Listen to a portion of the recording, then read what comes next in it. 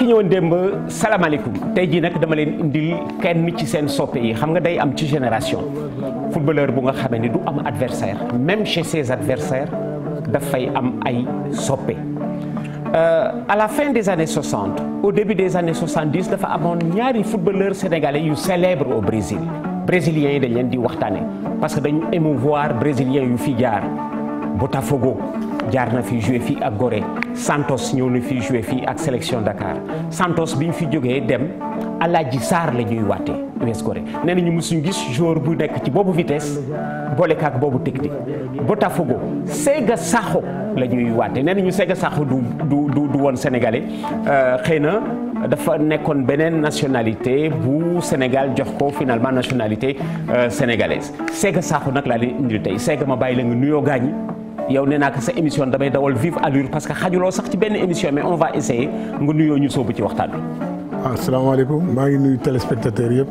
vraiment laay moom a invité tey bon ma sawar si trop tamit parce que laay ci lu bare ci sama succès ci sama popularité laay moo ko jox parce que boobu temps benn rajo moo amoon Sénégal te laay bu daan wax turu Sega Sakho dafay mel ni benn Sega Sakho rek moo amoon moo doon football kat waaw moom laa koy wax toujours c'est toi qui m'as rendu célèbre. jërëjëf Sakho booba tax nag yaa def lu tax nga célèbre Sega Sakho waxtu wu ma ko gisee dafay am souvenir yuy bousculer mais bi ma ci gën a neex mooy keroog ba may wax Sega Sakho le Goréen d'un soir parce que Gorée dafa recevoir Botafogo l'entraîneur de Gorée ni foog mu renforcer Gorée pour jouer ak brésiliens yi Sega keroog jooju am nga plaisir bu mag.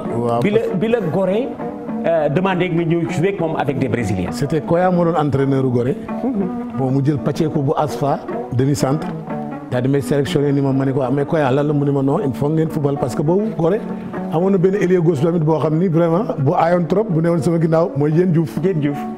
waaw mais après ma ne ko waaw d'accord mais bii ñëwee 2-1 lañ ñu dóor maa dugal sax biu Gorée bi. ah oui brésilien yi ni man du ma l'entraîneur brésilien mu ni man du ma sénégalais kii mu ni kii du sénégalais parce que modestie à part dama leen jaaxal liñ doon def laa doon def. sinon plus.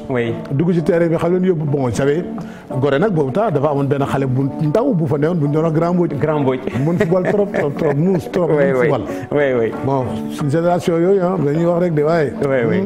et cependant Gorée def nga fa junior. Gorée laa defee junior man délégué ndem si yàlla si délégué Mbaye Ndiaye Sarr koo xam ni moom kooku moom pour man. footballeur kenn du ko daax football ci àddina. Ndiaye Sarr. maa moom ñoo nekkoon Gorée moo doon suñu capitaine demi centre la avant centre la milieu de terrain la football nañ teen kusum mu nekk suma capitaine. je connais Ndiaye Sarr. waaw kooku moom du ma ko kooku moom Ndiaye Sarr. c'était un génie la woon quoi. alors mais bëggul woon. finalement Jeanne d'Arc nga mujj dem. avec l'influence de la famille. waaw bu ma ton oncle Souris. waaw bu ma tardé reer du ma reer. déet waay. tardé këru Diamane. Diamane yi rek a fay reer de. boo tardé reer doo reer parce que boobu temps Goréen nga. boobu kay Goréen la. pour sauver reer bi nga dem. ma dem Gia. Gia di supporter Gia nekk ci ko tribune yi. di supporter Gia ba benn bés. ndem si yàlla si Habib Sow du ma ko fàtte sama àddina football. moo ko ma wadd du ma leen fàtte mukk sama carrière football. Habib Sow ma wadd. jamais de la vie. Habib ñu toog di waxtaan këram ma ne ko mais Habib est-ce que xam nga Mamadou Diop boobu y avait l'équipe de l'équipe l'attaque de l'équipe nationale. Mamadou Diop Alioune Ndiaye. Joal Fou ak kii Alpha Touré. ma ne ko est-ce que am nga ñu may ndax football. Habib même bul ma fonto waaye yow toogal tribune rek di supporter ma ne ko Habib barke yàlla ñu may ndax football. Bey avocat. waaw. moo ma defaral licence. ñu defaral ma licence. GIA waaw kër Habib Sow. dañ ma yóbbu ma photo ñu defal ma licence. waaw Habib pour moom dafa waaru quoi bu ma ko dem ba naa football. match samedi dafa amoon match réserve. bon ñu dem stade Iba Mar ak stade Assane Diouf contre Dial Diop. matuñu dama la woon seetaani de. matuñu 13 la ñu woon GIA. waaw. ñu ni Habib Sow daan nit kii est-ce que licence Sega ngi fi ñu ne ko waa licence Sega ngi fi mu ne voilà. dugal leen tey nag da nga li nga doon wax réserve baa ngi nii. waaw ñu jox ma maillot équipé wu toog ci banc bi ñu mën nañu 2-0 mi-temps rek Habib Sow daan ni Domingo. dugal Sega bokk. ñu seet. barke El Hadj Malick. première touche de balle. Habib Sow nee na première touche de balle bi ma def si la nii. mais kii dafa may fonto. pluñ ci ñëw ma crochet ko song gars yi feccaat daf ko ci biir kër gi. ni nga daan def rek. waaw ñëw teg corner door ko direct mu dugg. waaw muy 2-2. waaw ñuy football mu des 3 minutes ma slalom défense bépp. keroog yaa ngi gagné sa galon titulaire. 3-0 3-2 3 bi yëpp man maa ko dugal. 3 bi match bi tas Habib Thiaw téye sama loxo. dugal ma ci oto wax nga dëgg. ma yow mën nga lii man nga may Habib man mën naa lu ëpp lii sax mais football fo rek la qu'est-ce que football fo rek lañ ko jëlee. nous sommes au début des années 70. 70. oui ba ci final bu 73 Jaraaf Jeanne d'Arc ba. bu rëy ñu seenu la joué wuloo. waaw parce que boobu dama demoon Linguère ci diggante bi ñëw mu am problème de muté. ah oui. kon naa jógee Thiès laay soo ko fi indi woon Mendes Espoir Dakar. bon man. Linguère laa jógee woon. léegi il fallait 2 boobu temps kenn amul droit aligner 3 mutés. 3 mutés 2 rek. bon ñu sacrifié ma. oui. ñu sacrifié ma regroupement Alioune Ndiaye Chewal Fou tàngat foofu. ñu foog nga joué tax Sega du football kii bu footballul. football du ñu gagné. Dut Seck moo jëloon sama place moo Dut Seck ñu fay jàpp kii laay sow dafa joxe liste yi ba pare rek daw. daal di daw parce que xam na ni bu fa taxawoon mais laay si laa doon jooy comme xale. ndax li nga joué wul. 32e de finale maa dugal 2 buts. contre benn équipe bu Pikine. waaw 16e de finale. Almadi 3 buts ñu ni Sega Sakho en verve marque 3 buts aux Almadi. Raay quart de finale ma dugal jox passe bu dugal demi finale finale ma ñëw football loo wuñ ma. loolu pour problème mu muté nombre de muté. may jooy bëgg a dem ñu téye sama saak. mu nekk finale bu rëy ah. waaw il voulait pas que. pourtant ca présentation ba yaa nga ca. non il voulait pas que ma génn. pour ñu xam ne doo joué. pour ñu xam ne du ma joué. ñu téye ma fa di ma nëppal ba ma giifaat quoi. boobu temps ñu ñëw bi ñu ñëwee présentation Demba Mbaye def ma gis ñu wax ñëpp waxuñu ko tudduñu ma quoi. mu xam ne doo joué. mu xam ne du ma joué commencé fecc. ma ne waa mais mu ne ma picc. soulagé mu ne picc bu amul laaf du naaw. yow suñu problème yëpp Sega pendant 45 minutes le cas Sega Sakho lañ doon wax. ñu ñëw fii doo football. ñëw fii ñu ni doo joué. voilà finalement le Jaraaf gagne cette finale. Jaraaf gagné 2-0. c'est moi qui ai repris tous les footballeurs dem seeti jour yëpp ne leen kaa leen dem maa leen jëlaat yóbbu leen entraînement ñoom Christophe. ah dañu geddoon. waaw boobu dañu kii woon ma jëm jëli Christophe jëli Jeannot Rigal boo yooyu. lañ dem ñu dem boobu Jaraaf dafa gagné dem Mbose. waaw dem Kaolack ñun ñu dem fekki Brak. man Christophe ak yooyu ñu dóor Brak. demaat fekk Linguère dóor Linguère. ñun ñoo terminé saison bi Jeanne nekk champion. kon Jeanne d'Arc ngi nii en finale de Coupe du Sénégal 1973 contre le Jaraaf de Dakar Sega Sakho mi nekk ci plateau bi moo nekk nii di sama invité tey jii di nag invité bu mag parce que dafa am gannaaw Sega Sakho Jeanne d'Arc bi dafa dem d'ailleurs ca déwén sa en demi-finale de Coupe d'Afrique des clubs champions tey jii mooy Ligue des champions Kara de Brazzaville a éliminé 2-0 à Brazzaville 4-2 à Dakar Sega Sakho moo nekk nii en compagnie de Abou Sarr l'arrière gauche qui venait de la Linguère de Saint-Louis Boucar Diouf yaa rahmullah Bakar Diouf décédé kii c'est Joseph Sow Mamadou Diop ñu ko daan wax Boy Dakar qui venait de Kaolack moo nekk nii kii di Dout Seck kii di As Malick Sakho di rakk nag ci Sega Sakho moom As Malick mii moom it gaañu na daaw Jeanne d'Arc bi amoon na doole trop ci Jeanne d'Arc yi ëpp doole bii ci la fii ci kaw vous avez ici Abdoulaye Diallo ne pas confondre avec Abdoulaye Diallo bi fi demoon Marseille ne pas confondre aussi avec l'autre Abdoulaye Diallo qui a joué à la Jeanne d'Arc le père de Oumar Diallo kii beneen Abdoulaye Diallo la bu beneen génération la preuve Abdoulaye Diallo papa Oumar Diallo année 60 la te bii c'est la Jeanne d'Arc de 73 Séraphin Pixetti son père est italien il aurait pu jouer avec l'équipe d'Italie kii di Alioune Sarr très grand gardien de but Papsi moo nekk nii kii di Conan le capitaine de l'époque kii di Mendes moo taxaw nii Assane Mboup Alioune Ndiaye moo nekk nii ci finale bi Alioune Ndiaye moo doon capitaine Karamoko le gardien moo nekk nii puis Alpha Touré moo nekk nii kii di Ablaye Sow l'entraîneur de l'époque qui a été d'ailleurs l'entraîneur de l'équipe universitaire du Sénégal au championnat du monde en Uruguay. Jeanne d'Arc bi amoon na doole trop gis nga jamono ji ni Demba Diop daan feese 73 finale coupe du Sénégal Jaraaf Jeanne d'Arc de Dakar Sega Sakho qui allait être comme on dit l'une des attractions de ces années de grand football avec la Jeanne d'Arc de Dakar. Fii président Abdou Diouf moo leen di saluer comme d'habitude moo présidé finale 1973 bi Joseph Mathiam ministre des sports moo nekk nii ci gannaaw Abdou Diouf qui aimait bien ces rendez-vous parce que Ndar ga nga xam ne dafa màggee c'était une ville de football mu dëkkandoo woon ak waa Réveil de Saint-Louis ci Lodo tax moom Abdou Diouf ku bëggoon football la wax lu mosaan ñëw final vraiment dafay éprouver un très grand plaisir.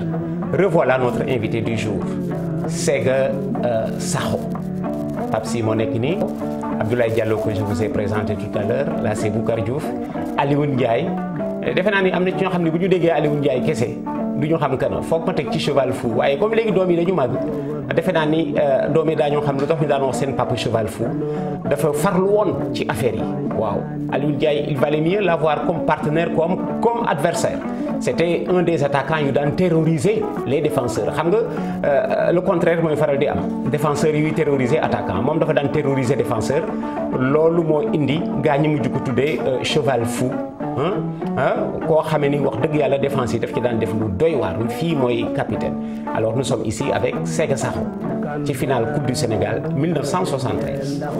mais Sega en équipe nationale yàgg ma wàddu leen boole woon ba classement ba mu doon joxe. tudd la dafa ni ailier gauche de la Jeanne d'Arc Edouard ñàkk a jël a mere. xawoon naa ni ailier gauche de la Jeanne d'Arc ak l'arrière gauche du Jaraaf. xawoon naa ni di nga ma ko laaj parce que maa c'était maa pour man. maa wàdd. maa dama maa pour ñun dañ ko vénéré woon quoi. ba benn bés ñu dem Togo avant Togo bi ñu doon bët manoo farak Edouard Ñaka Dia moom mu farak Papa Dieng Blackie. waaw.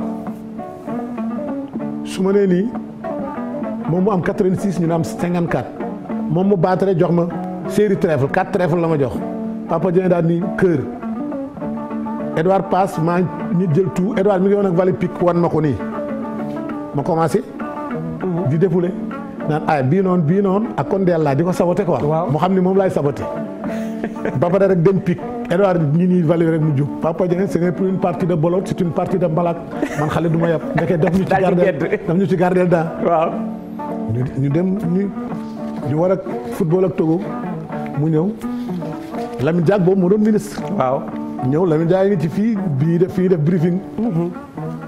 mu ne on va jouer au stade Eyadema contre l'équipe nationale togolaise. Gardien de but Demba Mbaye demi-centre une nouvelle paire va naître au sein de cette équipe nationale Abdoulaye Gueye Attila Petit Gueye arrière gauche du Jaraaf dama ko doon Edouard. du ko tudd. l'arrière gauche du Jaraaf. waaw parce que ndax bolot bi. bolot ba waaw. milieu de terrain Jules Dieye Atnan Farkhat. avant centre Lokot Bamba Diarra ailier droit Assane Tall l'ailier gauche de la Linguère. booba yaa ngi Linguère. moom maa ngi Linguère ma jékki-jékki rek daal ne mais Edouard ñun classé wu ñu dañu ragal mu ni man bëqatuma kenn. kenn ba waat. waaw Edouard Ñaka Dia arrière gauche Sega Sakho ton football de golo ne le fait pas au stade Eyadema joue le jeu ma ne ko bi nga may convoqué si xanuñ la tàngal de dama aay moo tax nga jël ma bu fekkee loolu bul ma classé la mu jàng ne Sega ma ne ko waay mais Père Lamine déggoo kii lu mu wax non c'était man bi muy football sama live la quoi booy mit naa laa sama kii laa sama man xam nga bul faale laa woon man bul faale bu njëkk xaw ma woon ku ma bëgg xaw ma ku ma bañ man pour man ñëpp samay xarit lañ loolu ñu dem c'est à Lomé hein. waaw ils avaient un joueur bu ñuy wax Kalao waaw ñëw rek Kawlo ñëw rek dugal benn but. voilà première minute. Kawlo ba mi-temps man bal bu ñu ma jox rek ma delloo passe du ma jël benn initiative. rek gars yi ñëw mais Sega. li la ma wax di yamale. waaw moo tax li ma yamale moo tax ma yamale foofu. waaw mais Sega footballoo ci biir terrain bi ci biir terrain bi footballoo tu joues pas bu ñu fontoo waay yow. c'est comme d'habitude. mais dafa li nga naan footballé. bon modestie à part boobu laaj boobu mën naa football. yàlla dafa ma joxoon don. yàlla moo ma mayoon li ma mënoon. lu ma bëgg a def ko mu réussir ma. oui oui. ma jël benn bal rek arrière bi ñëw bi ma doon marqué ma duut ko ressort ñëw ak taakal glissé ma petit pont ko song Tomi mu taf poto bi ma gis Bamba Diarra ñëw ma. Tomi Sylvestre ak mën góol. ma gis Bamba Diarra ñëw ma teg ko ci bopp bi mu mbëkk mu dugg. égalisé 1-1 ma ñëwaat 2 minutes après liquidé flanc droit togolais yëpp laa dugg. arrière milieu de terrain demi centre ñëpp laa dugg ba ci góol bi Tomi nii Bamba Diarra di ñëw beneen arrière gauche bi topp ko Petit Gueye di ñëw nii ndem si yàlla si. ma defal ko. Petit Gueye def ko ci lucarne bi. est-ce que. ba muy dee loolu la may wax toujours. Petit Gueye waaw naan ma bii ba nga ma saaxu bi bii ba nga ma paas. bal ba ma jox loo bal ba nga ma jox loo bal baa neex. rek maa tëb. Séga tu m'excuses sors ton football de golo vas-y tu es le meilleur ma ñëw dugal 3e bi ñu ko gëmuloo dara. tu vois marqué 3e bi mais boobu moo yooyu lañ ci am parce que bon laay football.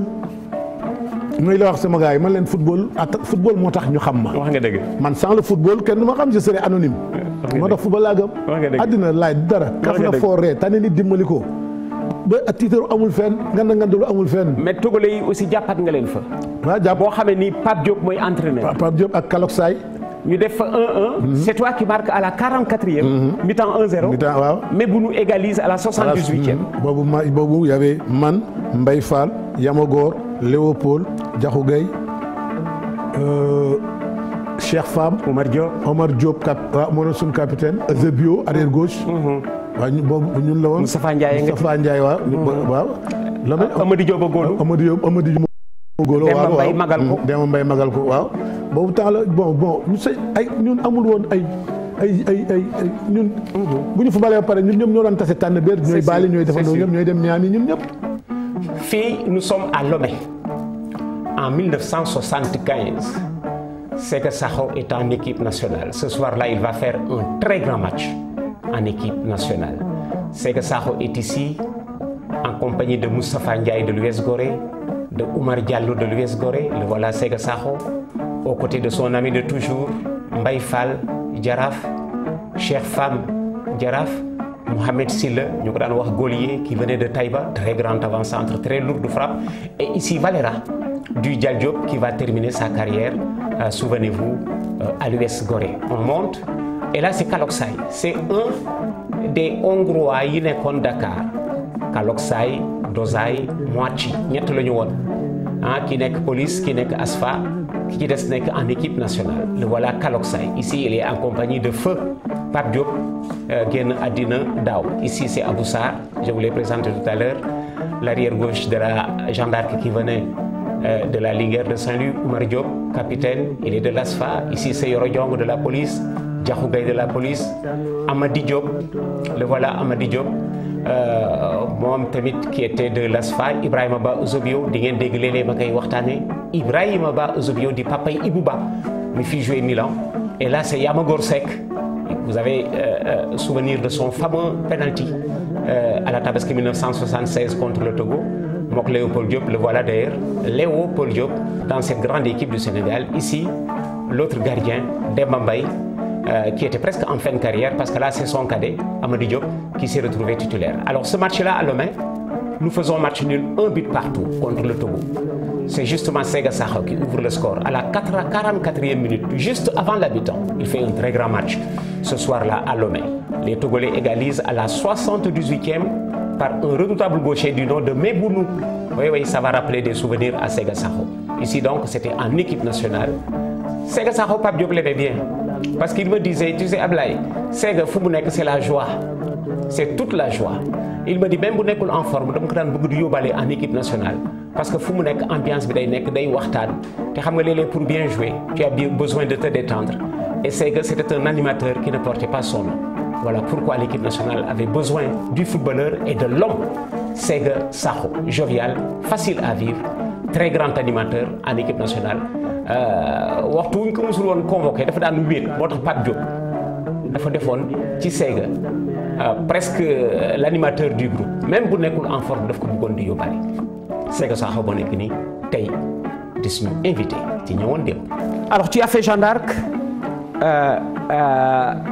tu as fait Linguère par amitié à Badou Gueye. yaa Badou Gueye da ngeen xaritoo ba nga joué Linguère. Linguère comment tu t'es retrouvé à la Linguère. Linguère les gens disaient que bon c'est que Linguère dafa gagné coupe bi mu dem ànd ak waa Ndar yi noos yi. c'est pas comme ça. non c'était pas comme ça. comment tu t'es retrouvé à la Linguère en 72 hein. ah 71. après la laa dem Ndar. waaw. mais ma mère ma côté maternel c'est des Saint-Louisiens. ta mère est Saint-Louisienne waaw. waaw il faut leen juddoo ñoom ñëpp. waaw léegi ma dem Ndar neex noonu la demee dama dem Ndar. que ñu Badou laa dal Badou sama xarit la. Badou Gueye papa ji bëgg ma trop Bekay Gueye ma dem Ndar neex Badou yaayam. maire Rama Diène. te Rama Diène. mais maire bu baaxee noonu. exceptionnel ko gisee noonu. ci exceptionnel waay. mais gaañu na ma nga àjjana maire boobu. maire boobu mënul jaar fenn fu dul àjjana. est-ce que cette vieille là. est-ce que Rama Diène. oh maire boobu mënul dem fenn fu dul àjjana. est-ce que mooy bekk rek papa yi Badou Gueye. moom nee naa ko bekk yàlla defaral na la yoon bi pour nga dem àjjana. Bekay Gueye ku baax moom it. bon ma ñëw Ndar neex rek xam nga moom boo état jeune. 22 ans la am 21 ans. Ndar neex rek ma toog Ndar. way Bekk pour garder ma kii invité Linguère à Abidjan. waaw mu boole ma ci délégation bi yóbbaale ma. ma dem Linguère dem Abidjan dem nga. ma dem football foofu. Linguère def fa ñaari match yu rëy waaw ñaari match yu rëy waaw ak Africa dellu siwaat nag mënatuma kii ma dem Ndar. Kitambeer taal na otoom IDM ba Ndar di ma seet. way nga def ak Linguère jaraaf bu rëy. waaw ma def waaw. jaraaf mën na leen 2-0 waaw keroog yaa jëli jaraaf. Eusebio la mon ami Eusebio moom laa nax day jël bal bi rek bu bàyyi turé nii rek ges Eusebio passe Ibnu ma ne bàyyi kaay may ma Eusebio 2 minutes bu xàccee ma wan ko ginnaaw mu passe Ibnu deuxième fois bi mu xàcc ma ne nii wan ko ginnaaw rek daw le temps bi muy ki Ibnu ma intercepté bal bi duut Ibnu aw ma nag camp yi vieux fay ndem si àll si di daw si ma mel ni luy centrel Badou Gueye vieux fay retiré wu tuuti ma dellu si waat bal bi ndànk rek appuyé ci biir camp yi mu ñëw ni ma sama rak ngay am muus booy Medina ngay am muus bon loolu ngeen dem si ngeen mujj gagné match ba 3-2 Louis Camara ci la bàyyi football. ah ndeysaan Sega Sakho laa leen gënale Sega Sakho laa leen indi tey gis ngeen que de Sega xajul ci benn émission mais maak moom dañuy serré damay dawal Sega tu as aussi connu une présélection de l'équipe d'Afrique équipe bu Afrique bi waroon jëm Brésil tu étais présélectionné. waaw yow meg lu fi moo doon suñu entraîneur ak jam fi waaye parce que Sénégal Mali moo fi amoon ñu dóor Maliens yi 4-0. entraîneur malien bi gars yi def sélection présélection mu ni en tout cas au Sénégal gis naa fa benn nit pour moom du kooku du footballeur jinne la. noonu lañ ma ko waaw man la doon wax maa ni ko maa appuyé. ci loolu la woon. bon football bi laay. ma ngoog football baa ngi noog football baa ngi noog nga mujjoo dem Brésil avec l'équipe. si. waaw mais footballuma. dem nga ba Brésil dem naa ba Brésil mais dem naa ba Brésil mais da nga joué wul. boobu temps xamuñu luy dollar $75 lañ ñu doon jox par fii lañ njëkk a regroupé Iba Mar Diop. oui ñu ñuy jox 60 dem nga avec l'équipe d'Afrique. ça xam nga c'est que loolu daf ma échappé. parce que ñi joué man rek laa gis mais da nga dem joué wul. non joué wu ma j'ai pas joué dama dem am fa benn cheville bu metti. d'accord $75 lañ ñu doon jox par jour boobu temps dollar. boo ko laalee si boobu temps dollar bu ñu ma joxee sama 75 day bari waaw. non dama koy tasaare damay génn rek commencé tubay simis daal la. alors sa dem Jaraaf man surprendre ma parce que même bi ngay joué Jeanne d'Arc sa xarit yëpp Jaraaf lañ. c'est tellement vrai que ki nga tuddee Léopold Diop tey am na 36 ans. waaw am na 77 te bi nga koy tuddee Léo ngiy joué Jaraaf. waaw may joué kii. Jeanne d'Arc mais laay loolu finalement sa dem Jaraaf c'était naturel. laay loolu mooy xarit laay àddina naturel la quoi. oui àddina laay naturel la. oui naturel la man damay sant yàlla laay damay sant yàlla. trop. yàlla moo def nit ñi bëggal ma seen bopp. am naa ay noonu nag mais sur 100 personnes yu may taseel Ndakaaru. 90 yi estimé nañ ma. wax nga dëgg. bon sama àddina la man damay kaf ak nit ñi foree. sama papa moo ma ko doon wax moom lañ Sega.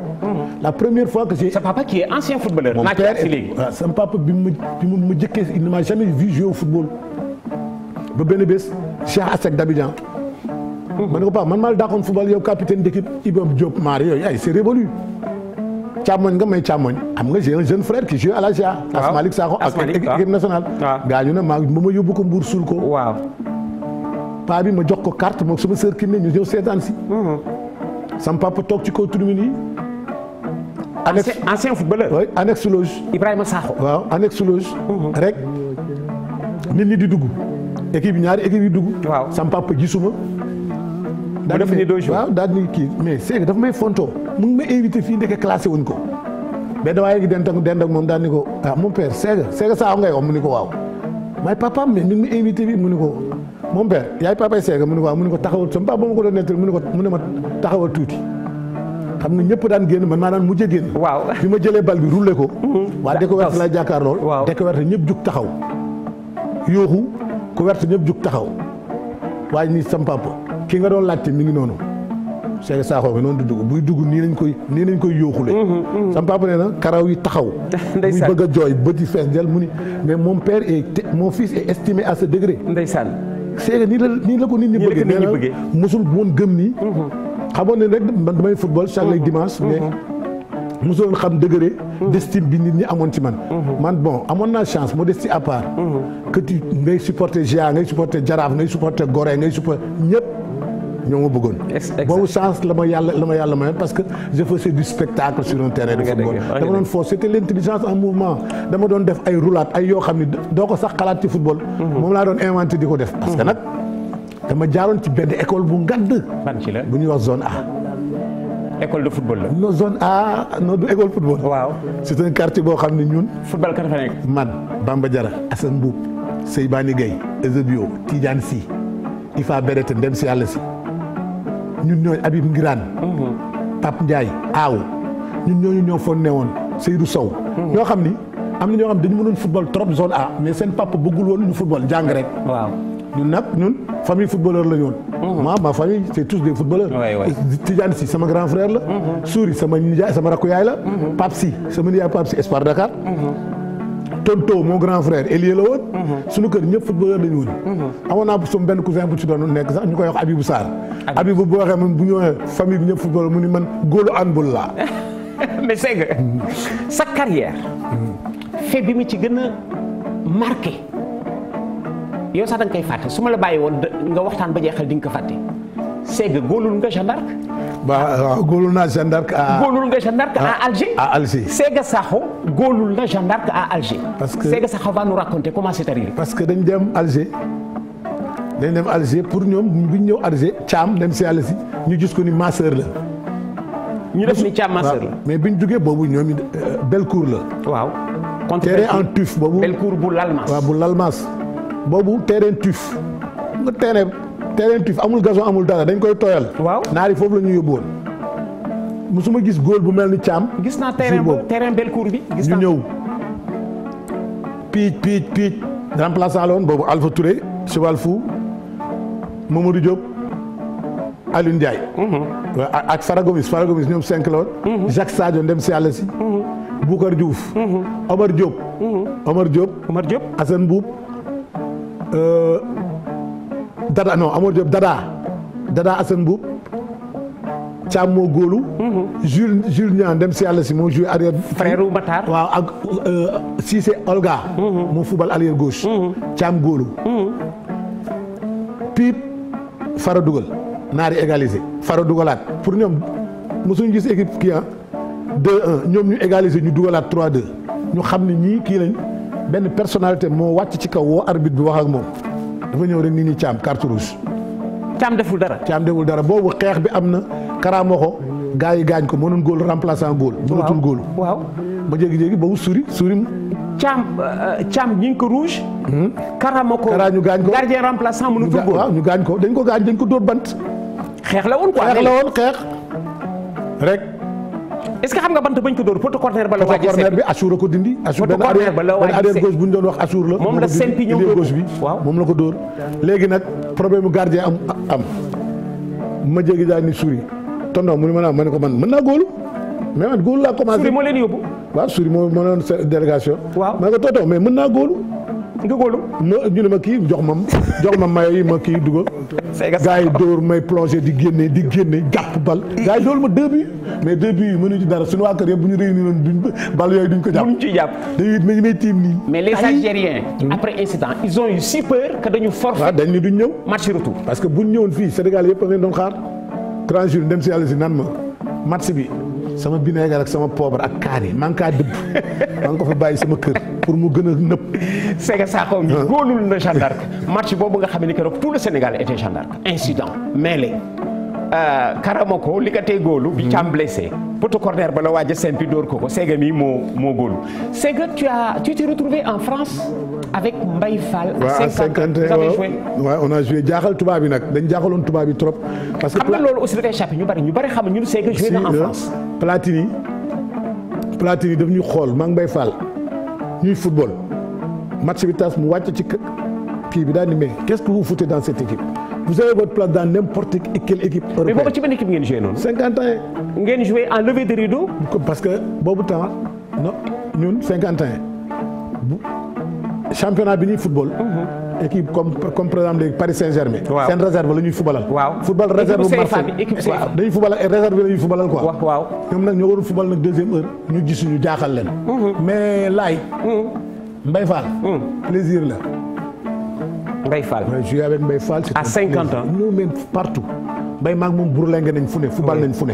état football. Noflaay. ñee booy nawetaan. ba France ba Caraaf équipe nationale. mais football ak moom plaisir la. su ma ko waxee Mbaye yaa mën a football mu ne ma yaa ma ko dàq fuuf Seydou Ba. Seydou Ba y avait deux grands Mbodj Christophe Sagna Badou Gueye Baye Touré Poski Eusebio ay arrière. défenseurs yi milieu de terrain Léopold Diop ñun ñëpp mais j'ai toujours soutenu que Sénégal génération bi demul Coupe d'Afrique. de 68 à 86 ñoo dàq football ñi fi nekk. mais duñ ko wax nag parce que xam nga lu tax doo ko wax. bu ñu ko waxee dañ lay traité de jaloux. non nous sunu temps c'est révolu. moo tax man bëgguma discuter ci loolu parce que saa yu ma waxee rek man leen booy ñoo tombé ci xaalis bi. waaw ñoo tombé ci équipement yu neex yi ñun équipe nationale. ku ne sa maillot club ngay yóbbu ak sa maillot boo jënd. ici Séga est sous le maillot du Jaraaf de Dakar pour que Séga jógee Jeanne d'Arc dem Jaraaf bettul kenn parce que temps bi mu daan jouer Jeanne d'Arc ses amis étaient au Jaraaf.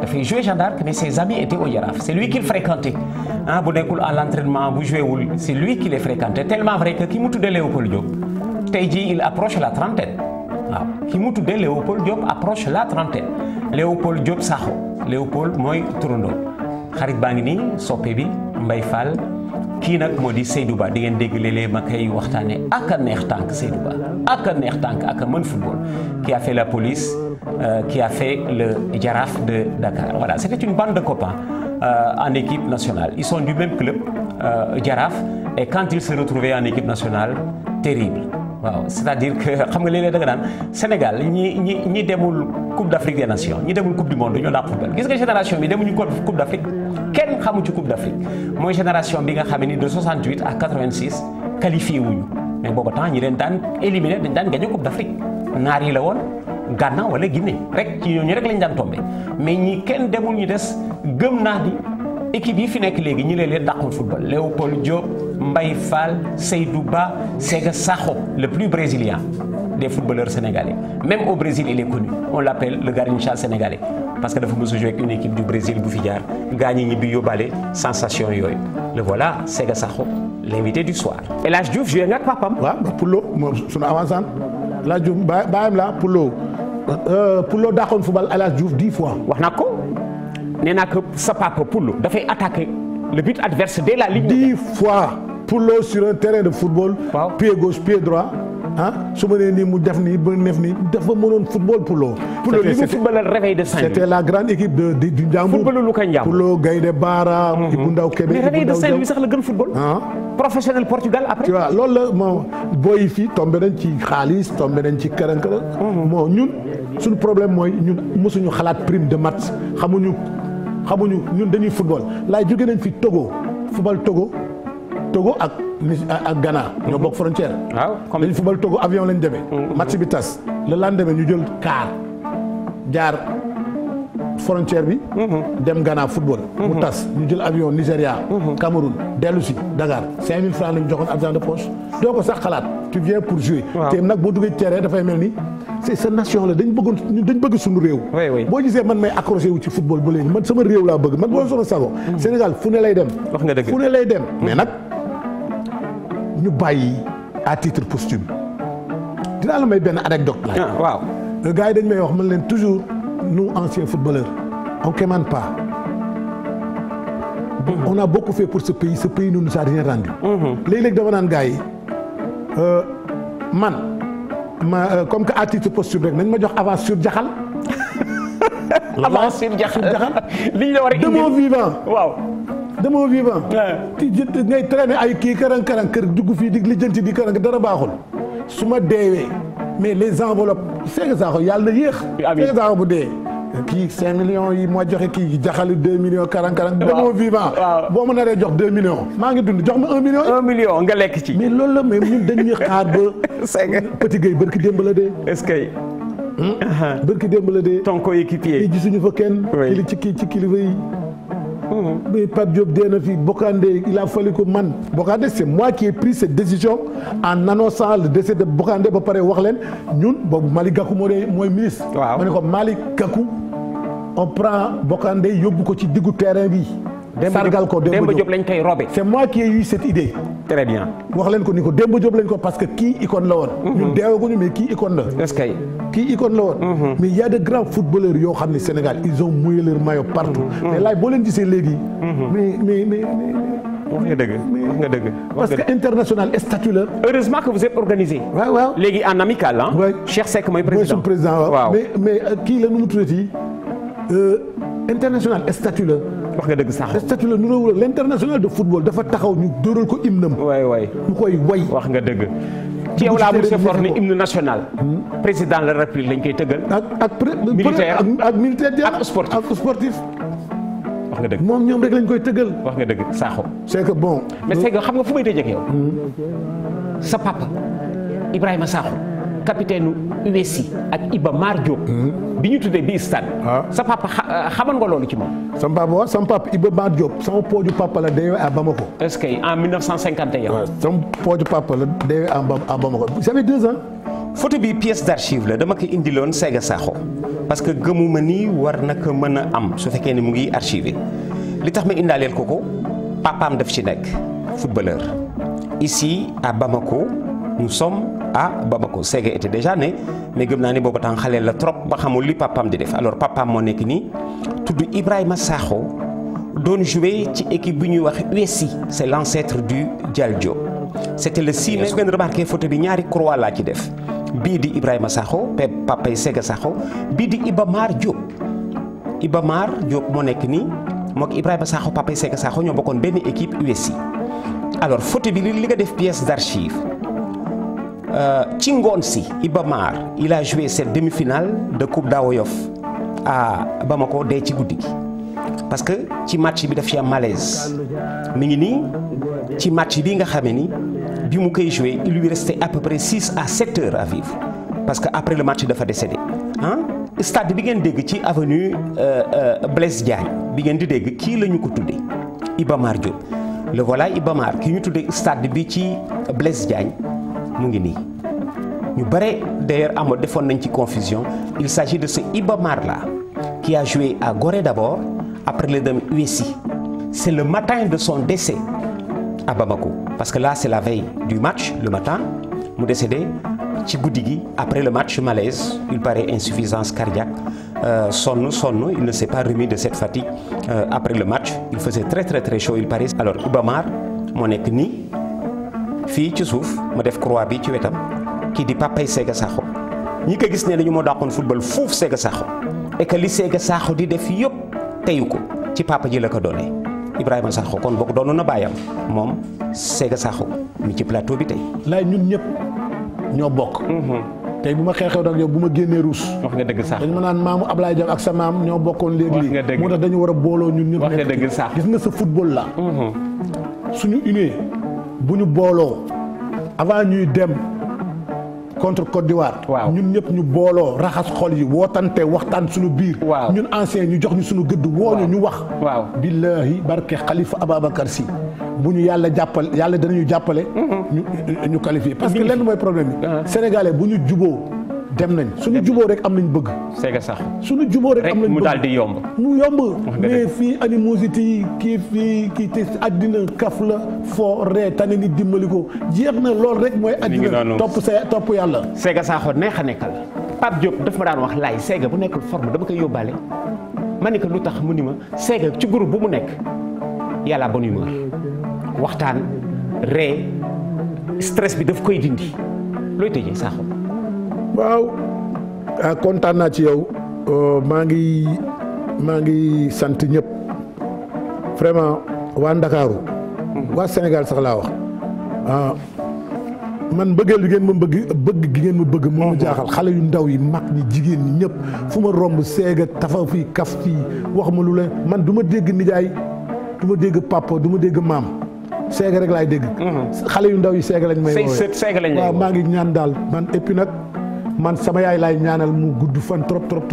amiin amiin Sakho sama yaay moom damay ñaan mu gudd fan trop ak sama goro Aïda Cissé. amiin Sakho ba pare nag bëgg naa nag trop sama nijaay. Malick Cissé waaw bëgg naa ko trop. moi j'aime trop mon oncle. jërëjëf Sakho sama nijaay dama ko bëgg suuri dama ko bëgg trop. ni ko bu xale yi dee dem coupe du monde. ci lay def si ñëwoon sama nijaay dama ko bëgg trop.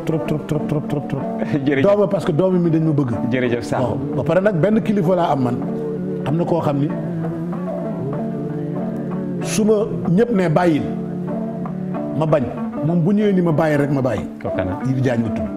Yves Diagne waaw moom mooy sama kilifa. Yves Diagne yàlla moo ñu boolee ma bëgg ko mu bëgg ma. musu du ma dem këram du ma xaw ma fu mu ne. am kilifa baax na trop. waaw parce que kilifa dafay am koo xam ni dalay kii. am kilifa baax na trop en contrepartie je remercie tous mes amis. sama xarit yëpp suma xarit dama bëri xarit. surtout am na ay xarit dama bëri xarit. jërëjëf kooku xarit yi ma am yëpp presque. yàlla moo ma ko def ay kilifa laa am naa kilifa am naa dof am naa muum am naa gaana am naa lépp. maa ngi koy sant yàlla quoi. am nga nit parce que nit xam papa moo mu ne woon seega. nekkal ci biir nit ñi rek nit mooy bu nit di wut 5000 francs wutal 5000 nit. vraiment ni ma yàlla def man dama si kontaan sama bopp. man du ma jëw du ma fen du ma wax yëf lu bon. du ma kii ban lu baax rek laay wut parce que Pape Diop moomu la wax ni la. daanaka fi bàyyi parce que Pape Diop moom mu ñëpp ondo laa ko doon wooye moom ñëpp moo ñu yar.